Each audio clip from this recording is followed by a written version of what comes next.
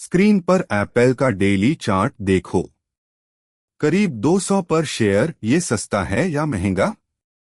फैसला करने के लिए सिर्फ टिकर नहीं, कंपनी की असली वैल्यू जाननी होगी। 3 तरीके सीखेंगे। फाइनेंशियल स्टेटमेंट्स से हेल्थ पढ़ना से रिलेटिव वैल्यू तुलना से फ्यूचर कैश की आज की कीमत निकालना।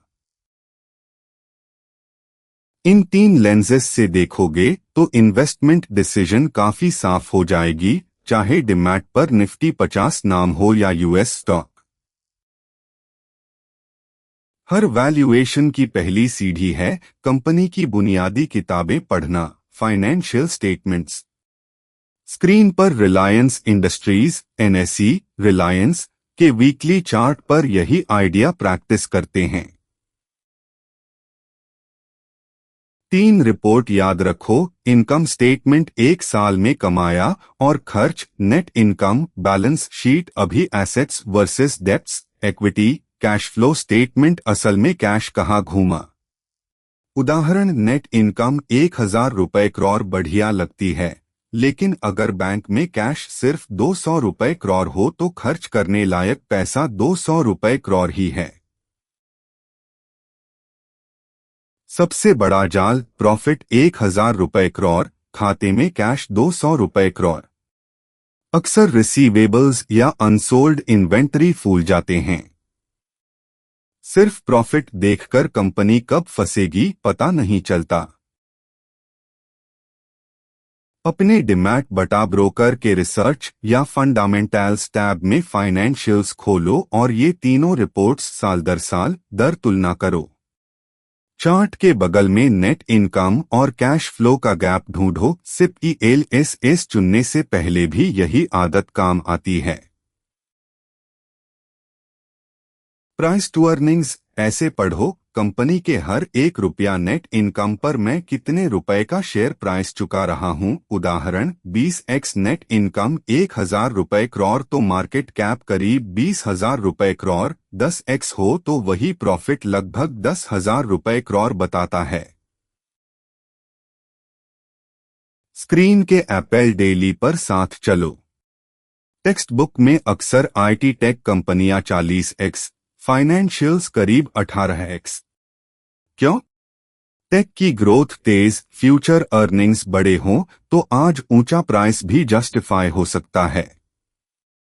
निफ्टी 50 में भी सेक्टर के हिसाब से ये स्प्रेड दिखता है, लेकिन अकेले जाल है। हमेशा रिटर्न ऑन इक्विटी साथ देखो। उदाहरण, 20 कंपनी अपने 100 रुपए इक्विटी पर साल में 20 रुपए कमाती है। 10x हो और सिर्फ 3 हो तो कैपिटल बर्बाद हो रहा हो सकता है। चाय की तरह संख्या सस्ती लगे, वैल्यू नहीं। चार्ट साइड पर खुद चेक करो। प्लेटफॉर्म के फंडामेंटल्स पैनल या फाइनेंस साइट पर एक साथ देखो। असली डिस्काउंट और वैल्यू ट्रैप अलग हो जाते हैं। RBI रेट साइकिल बदलते ही मल्टीपल्स भी हिलते हैं, याद रखना। फ्री कैश फ्लो FCF का फॉर्मूला ये है, ऑपरेशंस से आया कैश, कारखाना मशीन इक्विपमेंट पर खर्च, सच में फ्रीली इस्तेमाल होने वाला कैश। उदाहरण, ऑपरेटिंग कैश 1 रुपया लाख करोड़, केपेक्स 4000 रुपए करोड़, FCF करीब 96,000 रुपए करोड़। स्क्रीन के रिलायंस डेली पर भी वही कहानी।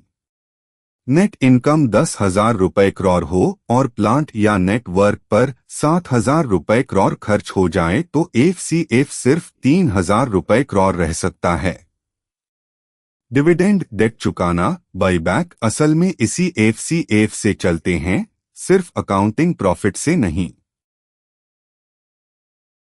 डिविडेंड स्टॉक स्क्रीन करते समय जरूर पूछो, क्या डिविडेंड FCF से बड़ा तो नहीं?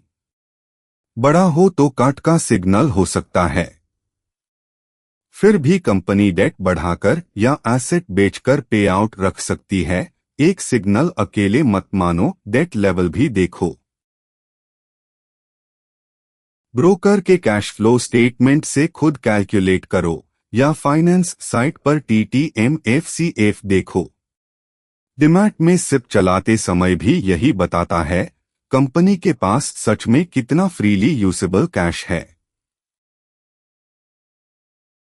सोचो, आज मिले 10 रुपए लाख और 1 साल बाद मिले 10 रुपए लाख, क्या एक जैसी वैल्यू हैं?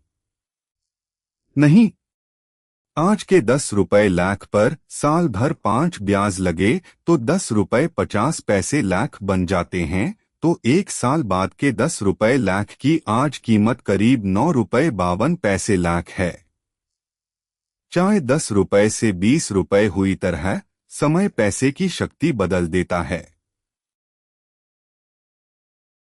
डिस्काउंटेड कैश फ्लो उल्टा सवाल पूछता है, 5 साल बाद कंपनी जो कैश कमाएगी, आज के रुपए में उसकी कीमत कितनी, वो टोटल निकालकर मौजूदा स्टॉक प्राइस से तुलना करते हो। स्क्रीन के एप्पल वीकली पर साथ आओ। 5 कदम 5 साल का FCF फोरकास्ट। 5वें साल के बाद टर्मिनल वैल्यू डिस्काउंट रेट वैक कैपिटल की ब्लेंडेड लागत सेट करो। फ्यूचर कैश को प्रेजेंट वैल्यू में लाओ, जोड़ इंट्रिंसिक वैल्यू। चाबी डिस्काउंट रेट है 10 रेट पर 1 साल बाद 1100 रुपए, आज 1000 रुपए। रेट ऊंचा हो तो फ्यूचर कैश की आज वैल्यू घटती है। RBI रेट्स बढ़ाए तो शेयर कीमतें अक्सर इसी वजह से गिरती दिखती हैं। सेंसेक्स निफ्टी दोनों पर ये असर दिखता है। का रिजल्ट अजम्पशंस पर बहुत निर्भर करता है। डिस्काउंट रेट 6 मानो तो कंपनी वैल्यू 7 रुपए 40 पैसे लाख करोड़ लगे। 7 पर 6 रुपए 50 पैसे लाख करोड़, 5 पर 8 रुपए 50 पैसे लाख करोड़, एकदम अलग दुनिया। इसलिए सेंसिटिविटी एनालिसिस करते हैं। डिस्काउंट रेट ग्रोथ के लो बेस हाई कॉम्बिनेशंस से एक वैल्यू रेंज बनाते हो, जैसे बियर 6 रुपए 20 पैसे लाख करोड़, बेस 7 रुपए 40 पैसे, बुल 9 रुपए 0 पैसे लाख करोड़। स्क्रीन के रिलायंस डेली पर भी वही। इस रेंज को आज के मार्केट कैप से मिलाकर देखो। कैप करीब 6 रुपए 0 पैसे लाख करोड़ और बेस बुल बैंड के अंदर हो तो रीजनेबल या अंडर वैल्यूड का संकेत। 10 रुपए लाख करोड़ के पास हो तो स्ट्रांगली रिच जैसा पढ़ा जा सकता है। जरूरी एक सटीक नंबर नहीं, एक उचित रेंज और उसके पीछे की वजह। स्प्रेडशीट में खुद सिमुलेशन चलाकर देखो। ELSS सिप में पैसा लगाने से पहले यही डिसिप्लिन काम आती है। सार फाइनेंशियल स्टेटमेंट्स, कंपनी की सेहत प्लस दूसरी कंपनियों से तुलना प्लस फ्यूचर कैश की आज की कीमत, तीनों साथ देखोगे तभी इन्वेस्टमेंट कॉल साफ होती है। सिर्फ 10x है तो सस्ता कहकर खरीदना बड़ा जाल है। 3 और FCF नेगेटिव भी हो सकता है। चार्ट पर इन तीनों को खुद वेरीफाई और कंपेयर करो। ये लेसन सिर्फ शिक्षा के लिए है, स्टॉक रिकमेंडेशन नहीं।